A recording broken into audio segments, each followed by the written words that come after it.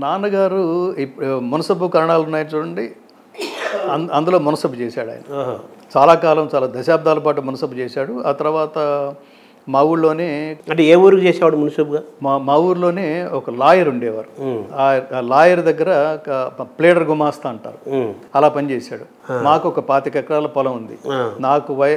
నేను నా 10th class అయిపోయే సమయానికి అనేక సార్లు తుఫాన్లు రావడం కారణంగా ఆ పొలాలు మొత్తం, ఆ ఎకరాలు, ఆ పొలాలు, స్థలాలు అన్నీ సర్వనాశనం అయిపోయి చివరికి బికారు స్థితిలో ఇల్లు ఒక్కటే మిగిలింది. సో పొట్ట చేతో పట్టుకుని నేను హైదరాబాద్ వచ్చాను. అంటే నాన్నగారు ఏ ఊరికి మున్సిపుగా చేశారు? అవనగడ్డ. అవనగడ్డ చాలా పెద్ద ఊరు కదా.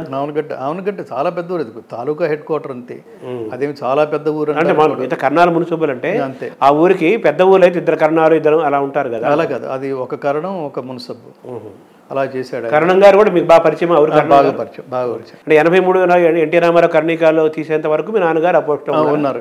తీసేయటంతో ఆయన కూడా పాపం రెస్ట్ తీసుకుని రామారావు గారికి నమస్కారం చేసి, మీరు జాతికి చేసిన మహోపకారం మేమందరం చాలా కృతజ్ఞతలు అన్నట్టుగా ఆయన నమస్కారం చేసి, నేను ఇంతకాలం నీ సినిమాలో పాటలే, నీ లవకుశలో పాటలే.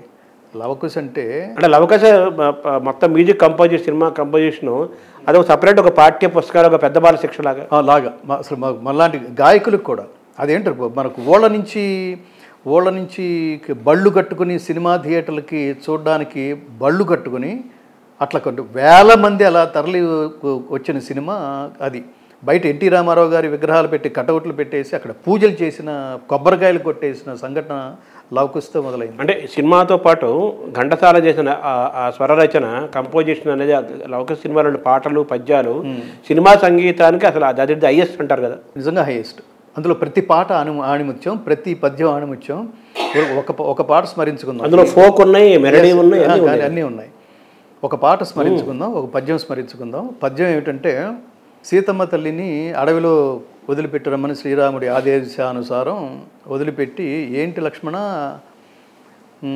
నన్ను ఇక్కడికి తీసుకొచ్చావేమిటి, ఏంటి నువ్వు అకారణంగా దుఃఖిస్తున్నావు అంటే అప్పుడు లక్ష్మణుడు అంటాడు, వాల్మీకి సీతమ్మ సందేహిస్తుంది, నేను లేని సమయంలో రాముడు సుఖంగా ఉంటున్నాడేమో అని సందేహం వస్తుంది. ఒకే బాణము ఒకటే మాట, ఒక్క భామకే రాముని ప్రేమ.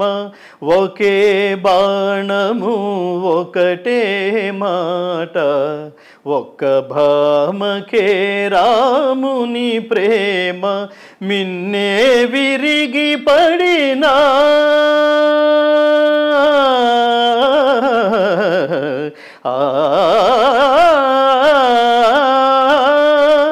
చాలా విశేషం ఏంటంటే, ఘంటసాల గారి గాత్రంలో చాలా గొప్పతనం. రేలంగికి పాడినా మ్యాచ్ అవుతుంది, వాల్మీకి మహర్షి అనే వయోవృద్ధుడు జ్ఞానవృద్ధుడికి పాడినా మ్యాచ్ అవుతుంది, యంగెస్ట్ ఎన్టీ రామారావుకి మ్యాచ్ అవుతుంది, అంతకంటే యంగెస్ట్ కాంతారావు గారికి పాడినా మ్యాచ్ అయింది. ఏంటది? ఆ గాత్రంలో ఉండే అంత ఒదుగు. నేనేమంటానంటే, భాష, ఘంటసాల గారి దగ్గర నుంచి నేను ఏం నేర్చుకున్నానంటే, సంగీతంతో పాటు భాషా సంస్కారం, ఎలా పలకాలి, ఎలా రఘుకులేశుడే ధర్మము వీడి మరో భామతో కూడిన నాడు. మహాప్రాణాలు ఎక్కడున్నాయి ఇప్పుడు?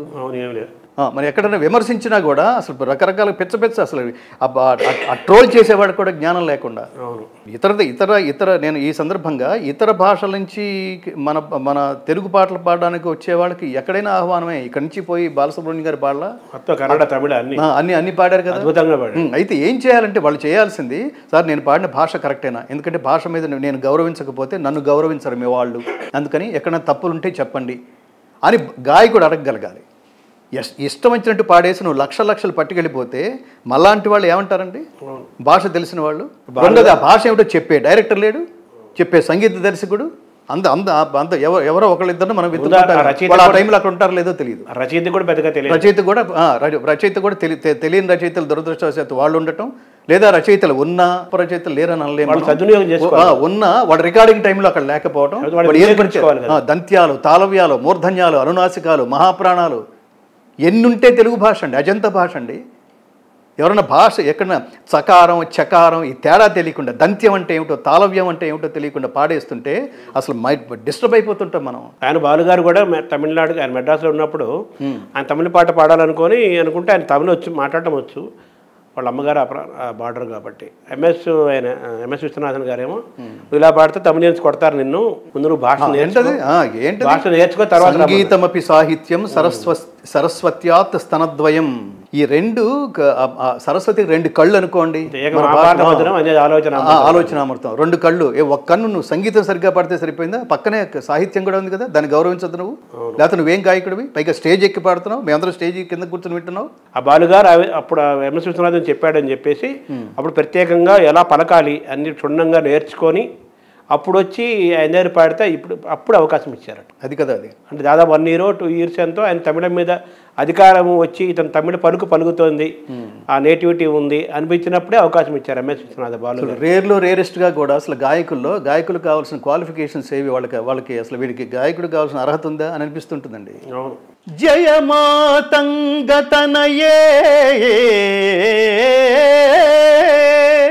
జయ నీలోత్పలద్యుతే జయ సంగీతరసికే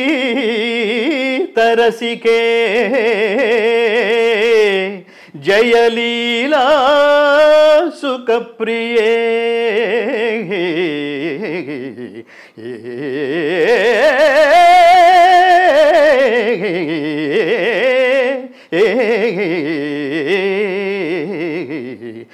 సుధా సముద్రాంత హృద్యన్మణి ద్వీప సమరూఢ బిల్వాటవీ మధ్య కల్పద్రుమా కల్ప కాదంబ కాంతారావాస ప్రియే.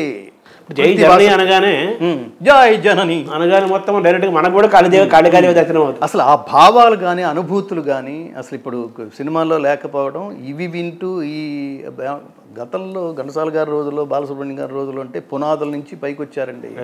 భూమిని చీల్చుకుని పైకి రాకంటే ముందే ఎంతో బలమైన పునాది వేసుకుని సంగీతం పట్ల, సాహిత్యం పట్ల, భావం పట్ల చుట్టూతా ఉన్న అసలు దిగ్ధంత ద్రష్టలు కదా వాళ్ళు, సంగీత దర్శకులు కాదు, సంగీత ద్రష్టలు వాళ్ళు. ఇప్పుడు మనం ఈ మాత్రం దానికి వీళ్ళు చాలే అనిపించేట్టుగా దొందేలాగా ఉన్నారు.